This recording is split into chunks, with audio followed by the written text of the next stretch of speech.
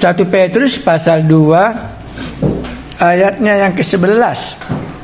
Ini ada 6 ayat kita baca. Nanti kita bandingkan. Di sini penjelasannya agak bagus ya. Baca ya. Kita lihat 1 Petrus pasal 2. Peringatan untuk hidup sebagai hamba Allah. Saudara-saudaraku yang kekasih, aku menasihati kamu. Apa tujuan surat ini? Menasihati. Makanya itu dikatakannya. Supaya sebagai pendatang dan perantau. Masih concern kali Petrus bahwa mereka pendatang dan merantau di daerah Galatia ini, dan ini bukan tanah air mereka. Ya. Supaya sebagai pendatang dan perantau kamu menjauhkan diri dari keinginan-keinginan daging yang berjuang melawan jiwa. Tadi masa kebodohan ya. Tapi itu berbeda sedikit ya. Ini katanya tadi berjuang. Ya, keinginan-keinginan daging yang berjuang melawan jiwa. Apa maksudnya berjuang melawan jiwa, keinginan-keinginan ini? Nanti kita baca. Milikilah cara hidup yang baik di tengah-tengah bangsa-bangsa bukan Yahudi. Jadi yang menerima surat ini hidup di tengah-tengah yang bukan Yahudi. Jadi kemungkinannya dia orang Yahudi. Supaya apabila mereka memfitnah kamu. Jadi dahulu seringkali difitnah orang Kristen. Memfitnah kamu sebagai orang durjana. Mereka dapat melihatnya dari perbuatan-perbuatanmu yang baik dan memuliakan Allah pada hari Ia melawat mereka. Ya, di sini kubuat Matius 5 ayat 16. Ketiga, di atas milikilah ya. Ya, sekarang tunduklah.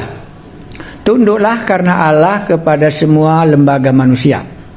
Baik kepada raja sebagai pemegang kekuasaan yang tertinggi, maupun kepada wali-wali yang diutusnya untuk menghukum orang-orang yang berbuat jahat dan menghormati orang-orang yang berbuat baik. Jadi dalam 14 ini yang jahat itu dihukum dan yang berbuat baik itu dihormati. Itulah masa zaman menerima surat ini yang terjadi. Sebab inilah kehendak Allah, yaitu supaya dengan berbuat baik kamu membungkamkan kepicikan orang-orang yang bodoh, yang tadi ya bodoh. Hiduplah sebagai orang merdeka dan bukan seperti mereka yang menyalahgunakan kemerdekaan itu untuk menelubungi kejahatan-kejahatan mereka, tetapi hiduplah sebagai hamba Allah. Dalam 1 Petrus ini orang percaya itu disebut hamba Allah. Mungkin coba di sini kita jumpai. Ya, hiduplah sebagai orang merdeka sebagai hamba Allah. Hormatilah semua orang. Kasihilah saudara-saudaramu, takutlah akan Allah, hormatilah raja. Oke, apa isi nasihatnya ini? 1, milikilah, teman-teman. Tunduklah, hormatilah semua orang ya. Kita kurasa kalau ayat 17 ini enggak payah ya. Hormatilah semua orang ya, enggak sulit kita ya. Tapi karena dia sebagai orang Yahudi tinggal di tengah-tengah bangsa lain, sulit dia. Karena dia sebagai umat kepunyaan Allah ya, dan dihina orang, enggak tahan dia karena statusnya tinggi. Iya. Tapi bagi kita nggak payah ya. Ya payah juga kadang-kadang ya, tapi nggak apa-apalah. Tapi secara umum bisanya kita menghormati semua orang. Baru hiduplah sebagai orang merdeka dan bukan seperti mereka yang menyalahgunakan kemerdekaan itu untuk menelubungi kejahatan-kejahatan mereka, tetapi hiduplah sebagai hamba Allah.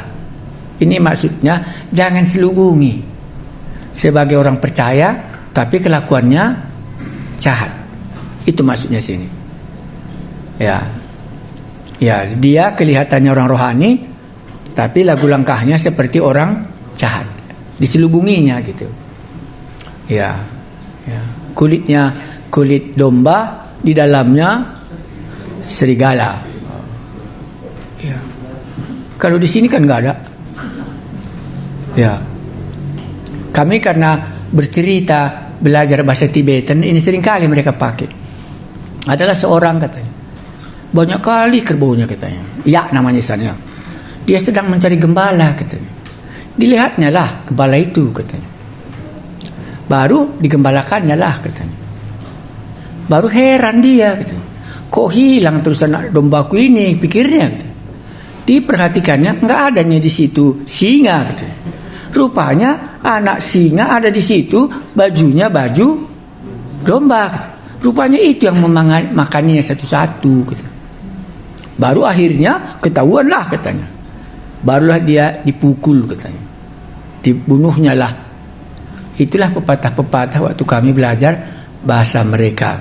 Karena mereka juga bisa sering berbulu domba, tetapi di dalamnya, ya, karena di sana kecil-kecil rupanya singa. Di pegunungan itu.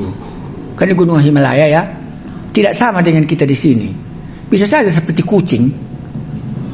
Kan kecil ya. Makanya bisa dia berbulu domba. Karena domba juga kan ada yang kecil dan yang besar. Kecil-kecil dia, tapi begitulah ceritanya. Nah, tapi kalimat ini itu artinya hiduplah sebagai orang merdeka. Dan bukan seperti mereka yang menyalahgunakan kemerdekaan itu. Ya, kita sudah anak-anak Allah, kan kita sering gitu. Tapi kita pergunakan melakukan apa? Kejahatan. Ini yang mau diajarkannya dalam ayat 15. Maka hiduplah sebagai hamba Allah, takluklah kepada Allah sendiri. 15. Sebab inilah kehendak Allah, yaitu supaya dengan perbuatan baik kamu membungkamkan kepicikan orang-orang bodoh. Ya. Jadi Petrus ini yakin kali kebaikan itu memadamkan semua. Itu yakin kali. Dari mana nanti dasarnya kita coba lihat. Tapi itulah yang di sini. Tunduklah karena Allah ya.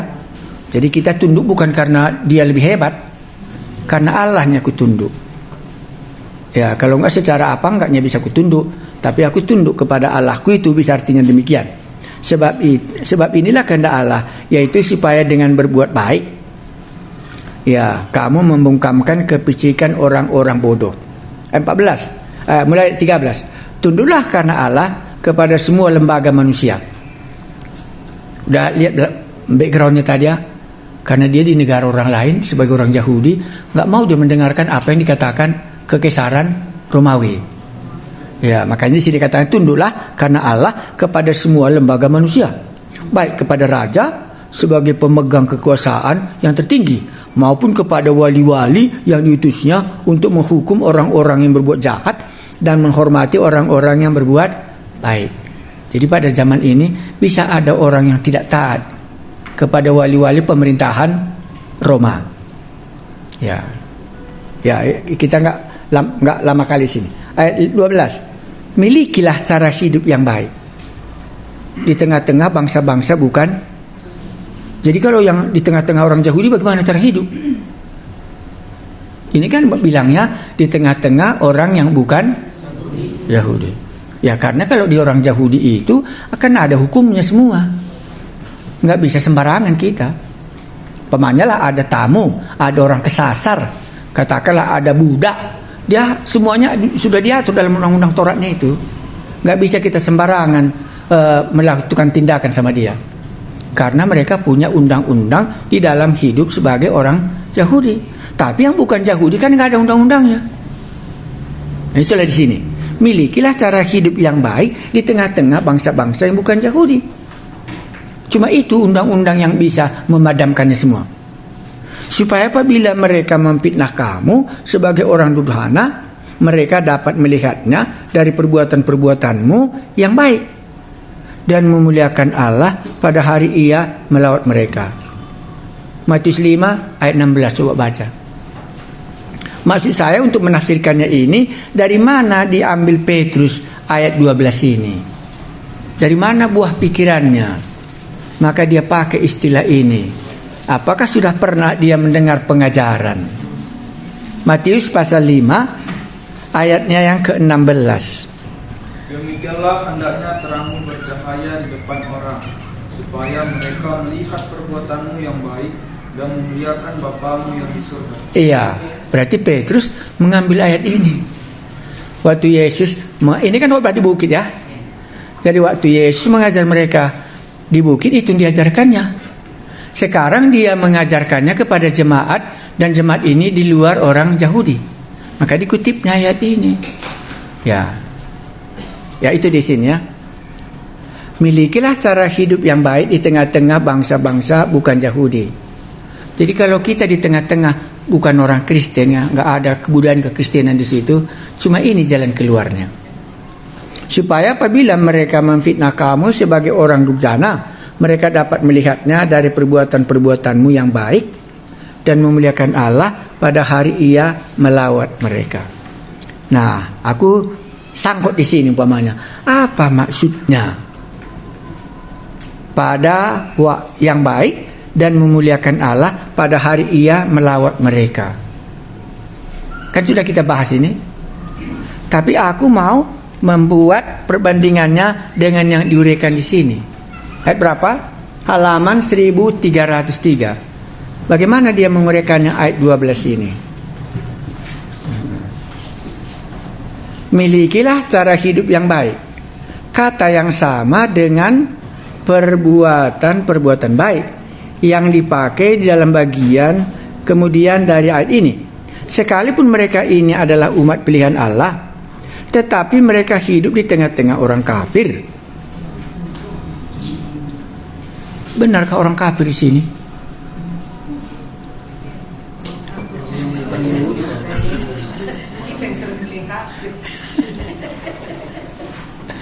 Karena kata kafir itu kurasa berasal dari Alkitab.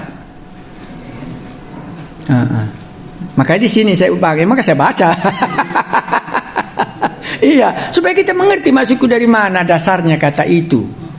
Ya, ini betul pertemahannya karena dia ambil dari bahasa Inggrisnya. Iya, jadi di sini yang dipakai di bagian ini. Tetapi mereka hidup di tengah-tengah orang kafir yang cenderung memfitnah.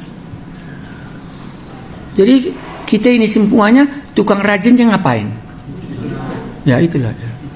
Makanya bahasa Karo ada namanya percekura. Kita kan orang kafir ya.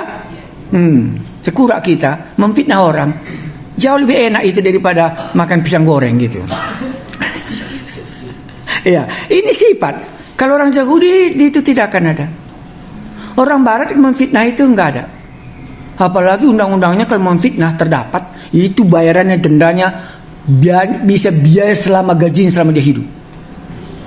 Ya itu enggak tanggung-tanggung. Karena memfitnah itu namanya menghilangkan identitas seseorang. Makanya di sana kalau bohong itu paling kali mereka benci dan hukumannya besar kali. Makanya di sini memfitnah kan, memfitnah mereka sebagai orang durjana, apalagi dikatakan dia orang durjana kan. Ya, mereka itu apa? Hakiki kekristenan sendiri bertentangan dengan segala kesia-siaan dari kekafiran. Oleh karena itu di mana-mana kekristenan akan senantiasa mendapat perlawanan. Seperti halnya dalam zaman Nuh, kekristenan menghukum dunia. Ngerti ayat itu kah? Makanya kalau kamu datang ke pesta, nggak mau kamu pakai baju adat, sudah kamu hukum orang itu. Karena kita menyatakan yang berlawanan dengan dia. Itu maksudnya di sini. Ya, kan itulah makanya ceritanya Daniel, Sadrah, Mesak, Abednego, kan dia hidup di tengah-tengah orang kafir waktu pembuangan ke Babylon. Makanya dia senantiasa mengalami tantangan karena asal berdiri dia menyatakan Nebukadnezar salah. Karena dia menyembah patung kan begitu. Mereka tidak. Nah itu makanya jangan berdoa ke arah Yerusalem kan gitu. Karena dengan berdoa mereka ke arah Yerusalem, mereka mengakui di situ Allahku, ini enggak kan gitu waktu mereka di Babylon. Itulah sebabnya maka setiap kali dia berdiri di sini tadi katanya kan menyatakan kan gitu. Ya, kita kan nggak tahu, kamulah terang dunia kan nggak ngerti kita.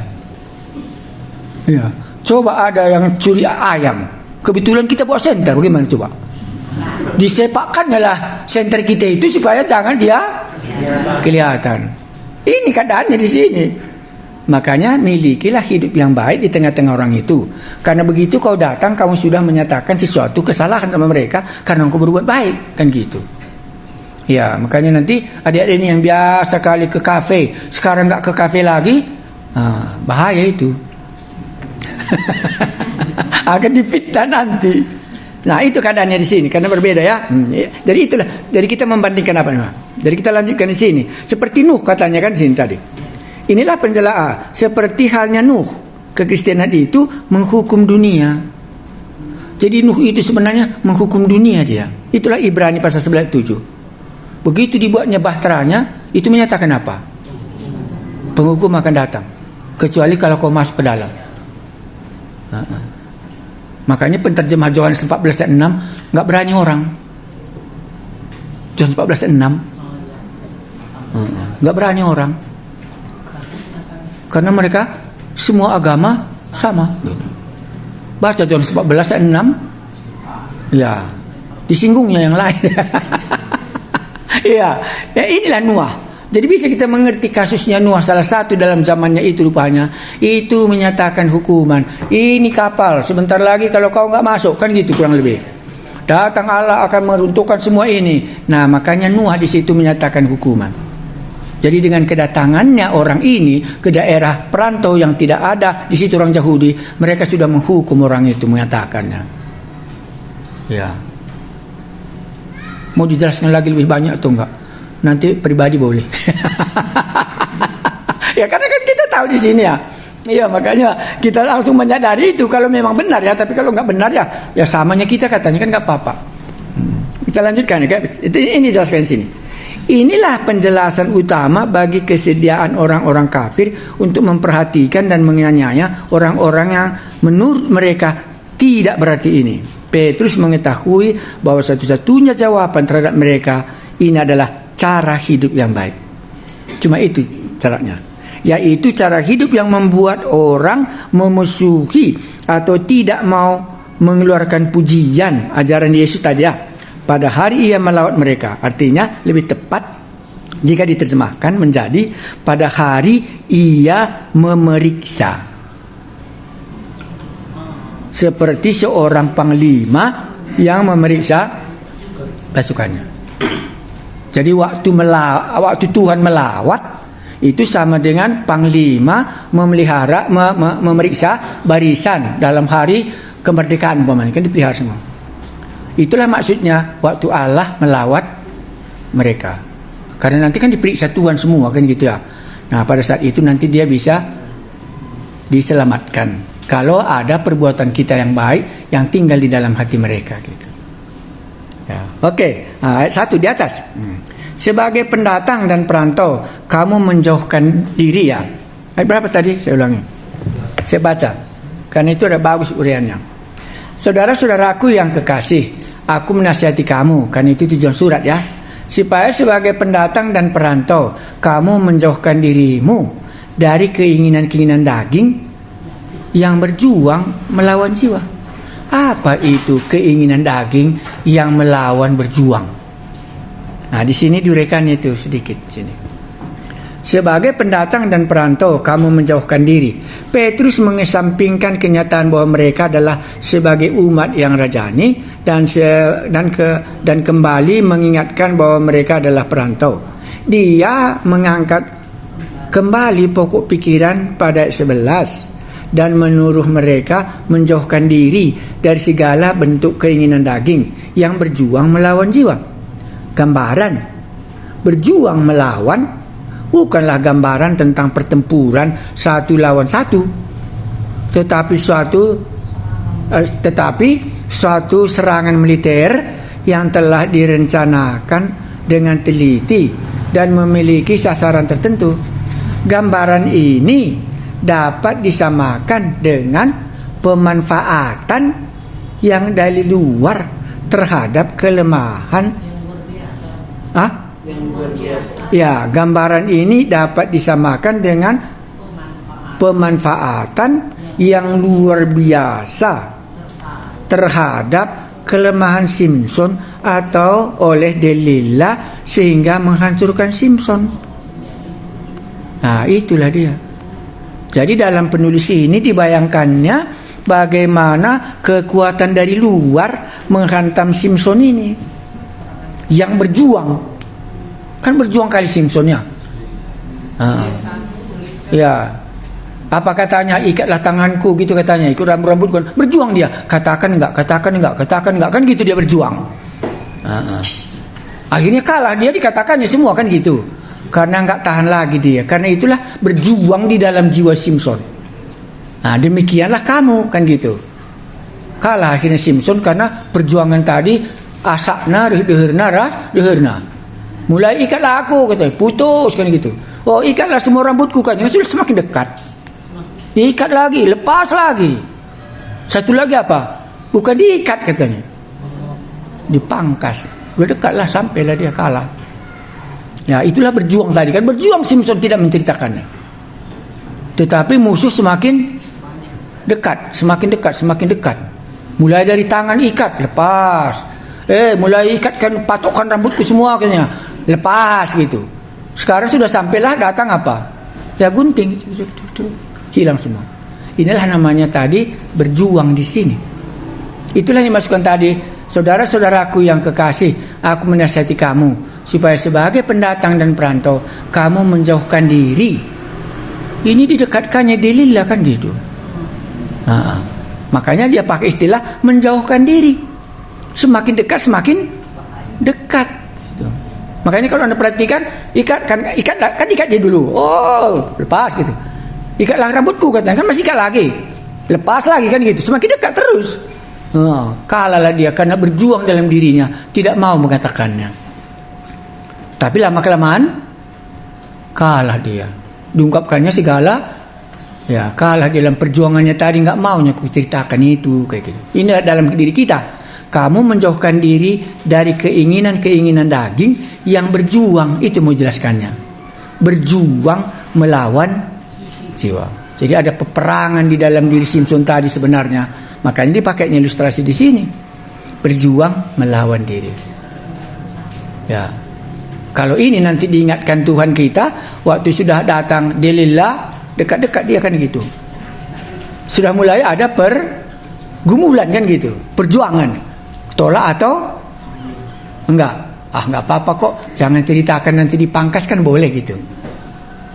Ceritakan apa saja, ya ikat badanku nanti kan bisa ya. Karena kalau ikat badan kan belum kena kan, ya sambung lagi. Berapa lagi pencobaannya? Ya aku nggak ingat kali semua, karena nggak terlalu suka aku bacanya. Aku suka ceritanya Yusuf.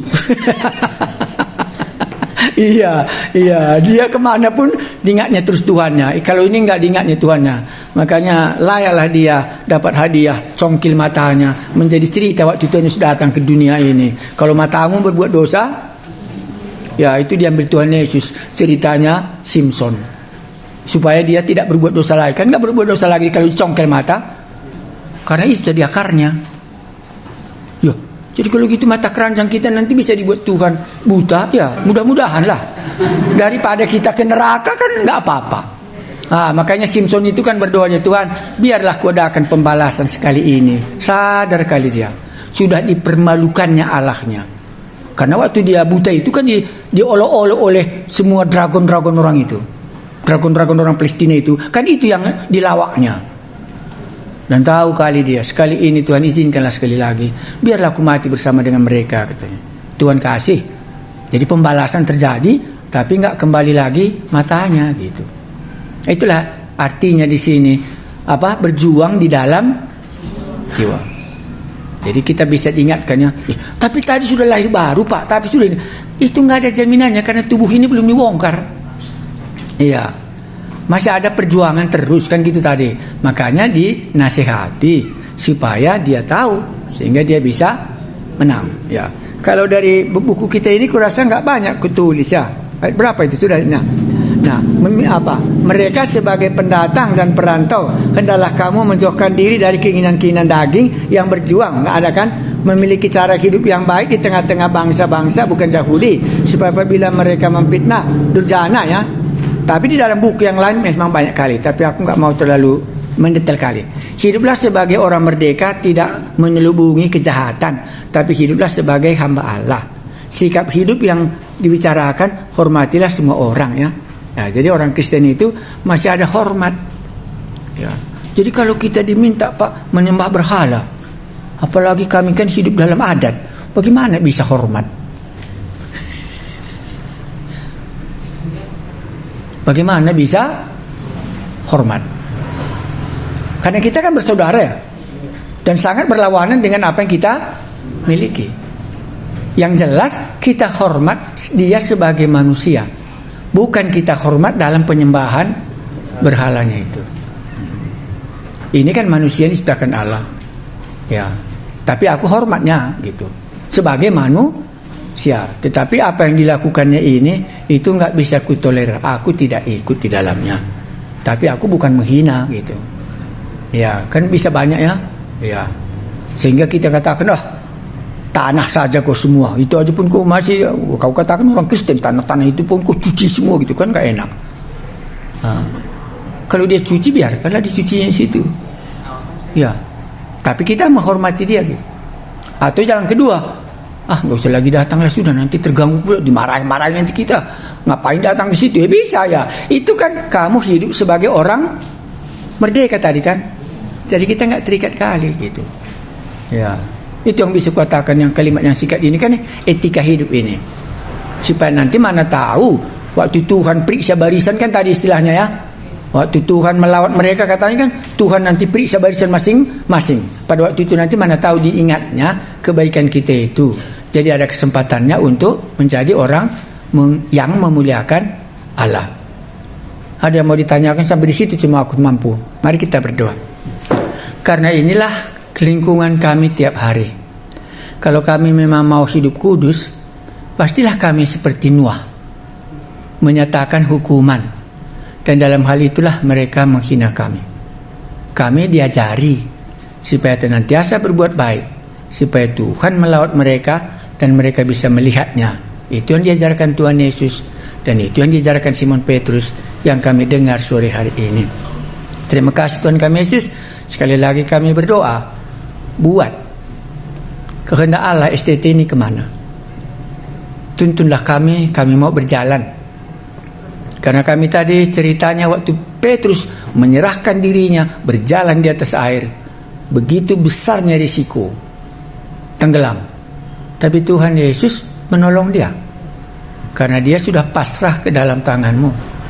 Bawalah kami sampai supaya waktu kami menyerah sepenuhnya ke dalam tangan-Mu, supaya meletakkan seluruhnya ada di dalam kasih karunia-Mu, sehingga kami bisa terpelihara daripada semua si jahat.